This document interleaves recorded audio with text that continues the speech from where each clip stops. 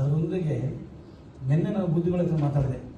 ಈಗಿರೋ ಬುದ್ಧಿಗಳ ಹತ್ರ ನಾನು ಚಾಮರಾಜನಗರ ಹೋಗ್ತಾ ಇದ್ದೀನಿ. ಸುಮ್ಮನೆ ಬರೋದು ಸಾಯಂಕಾಲ ಆಗ್ತದೆ, ಸಾಯಂಕಾಲ ಬರೋಕ್ಕಾಗುತ್ತಾ ಅಂದರು.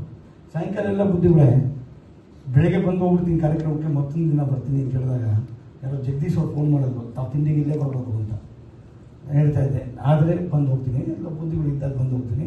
ಆದರೆ ತಮ್ಮ ರೆಪ್ರೆಸೆಂಟೇಟಿವ್ ಇಲ್ಲೇ ನೋಡ್ತಾ ಇದ್ದೀನಿ ಅಂತ ಹೇಳಿದ್ದೀನಿ. ಭಾಳ ಸಂತೋಷ ಆಗಿದೆ ನನಗೆ ಕಾರ್ಯಕ್ರಮ ಬಂದು. ಮೊದಲನೇದಾಗಿ ನಮ್ಮ ಮಂಜುನಾಥ್ ಅವರು ಎಲ್ಲ ಕಡೆಯೂ ನಾವು ಕಾರ್ಯಕ್ರಮ ಮಾಡಿದಾಗ ಒಂದು ಹೆಣ್ಣು ಮಗು ಬಂದು ಒಂದು ಹಾಡು ಹೇಳ್ತಾರೆ. ಇವತ್ತು ನಮ್ಮ ಮಂಜುನಾಥ್ ಎಲ್ಲೋ ಮಂಜುನಾಥ್ ಕಾಣಿಸ್ತಾ ಇಲ್ಲ. ಹಾಡಿಗಳು ಕೊಡೋಬಿಟ್ರ ಅವ್ರ ಕೆಲಸ ಮುಗಿದು ಯಾಕಿರಬೇಕು ಮಂಜುನಾಥ್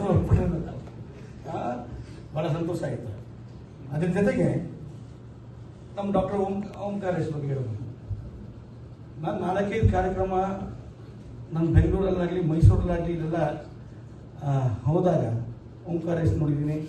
ಅವ್ರ ಜೊತೆ ನಮ್ಮ ದಾವಣಗೆರೆಯವರು, ಆಮೇಲೆ ಹಾಸನದವರು, ಅವ್ರ ಹೆಸರು ಯಾಕೆ ಬರ್ತಾ ಇಲ್ಲ, ಚಿಕ್ಕಬಳ್ಳಾಪುರ ವೆಂಕಟೇಶ್ ಅವರು, ಇವರೆಲ್ಲ ಬಂದು ಆ ಕಾರ್ಯಕ್ರಮಗಳಲ್ಲಿ ಇರ್ತಾ ಇದ್ರು.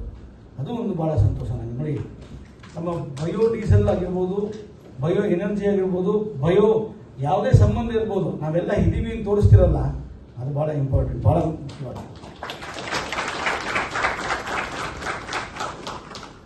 ಈಗಾಗಲೇ ನಮ್ಮ DC ಅವ್ರ ಹತ್ರ ಮಾತಾಡ್ತಾ ಇದ್ದೆ. ನನ್ನಲ್ಲಿ ಟೋಲ್ಗೇಟ್ ಹತ್ರ ರಿಸೀವ್ ಮಾಡಬೇಕು. 2700 ಕೆರೆಗಳು ಕೋಲಾರದಲ್ಲಿದೆ, ಅದ್ರಲ್ಲಿ 1000 ಕೆರೆಗಳನ್ನ ಭರ್ತಿ ಮಾಡಿದ್ದೀವಿ ಅಂತ. ಇದು ಒಂದು ತಮಾಷೆ. ಇವರೆಲ್ಲ ನೋಡಿ, ಆಫೀಸರ್ಸ್ ಆಗಿದ್ರು ಕೂಡ ಕಾಳಜಿ ಇದೆಯಲ್ಲ, ಅದು ಭಾಳ ಮುಖ್ಯ. ನಾವೆಲ್ಲ ನಿಮ್ಮ ಜೊತೆ ಸಹಕಾರ ಕೊಡ್ತೀವಿ. ತುಮಕೂರಲ್ಲಿನೂ ಇದೇ ರೀತಿ ಕೆರೆಗಳು ಯಾವುದಿದೆ ಅದೆಲ್ಲ ನೋಡಿ ಭರ್ತಿ ಮಾಡೋ ಕೆಲಸ ಮಾಡಿ ಅಂತ ಹೇಳ್ತಾ, ಇವತ್ತಿನ ದಿನ ನಾವು 2 ದಿನ ಕಾರ್ಯಕ್ರಮ ಅನ್ಕೊಳ್ತಾ ಇದ್ದೀವಿ.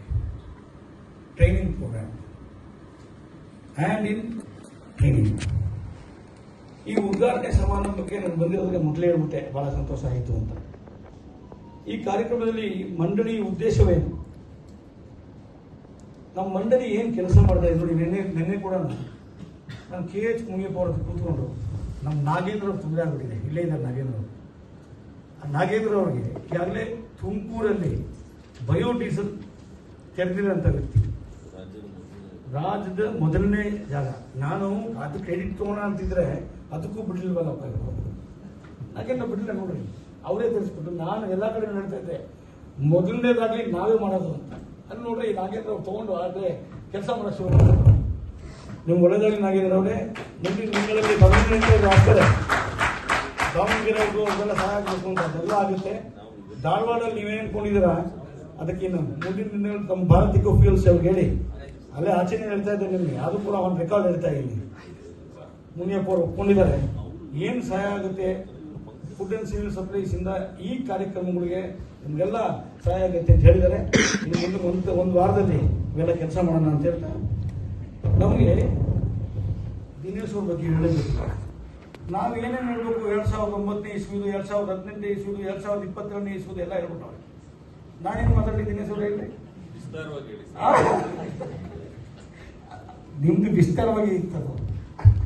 2000 ಇದು ಅದಕ್ಕೊಂದು ನಾವೇನು ಮಾಡ್ತಿದ್ದೀವಿ. 2009ನೇ ಇಸ್ವಿಲಿ ಏನು ಬಯೋಫ್ಯೂಯಲ್ ಪಾಲಿಸಿ ಆಯಿತು, ಈ ಪಾಲಿಸಿ ಅಡಾಪ್ಟ್ ಮಾಡ್ಕೊಂಡಿರೋದು ರಾಷ್ಟ್ರ ಸರ್ಕಾರ, ಕೇಂದ್ರ ಸರ್ಕಾರ. ನ್ಯಾಷನಲ್ ಪಾಲಿಸಿಗೆ ನಮ್ಮದೇ ಅಡಾಪ್ಟ್ ಮಾಡ್ಕೊಂಡಿದ್ದಾರೆ. ಬಹಳ ಮುಖ್ಯವಾದ 2008, 2009ನೇ ಇಸ್ವಿಲೇ ಇದನ್ನೆಲ್ಲ ಯೋಚನೆ ಮಾಡ್ತಾರೆ ನಮ್ಮ ಕರ್ನಾಟಕದವರು. ಅಂದರೆ ನಮ್ಮವ್ರಿಗೆಲ್ಲ ಸಭಾಸಿರಿ ಕೊಡಲೇಬೇಕಬ್ಬರು, ಅದಕ್ಕೊಂದು ಚಪ್ಪಾಳೆ ಕೊಟ್ಟಿದ್ದೇನೆ.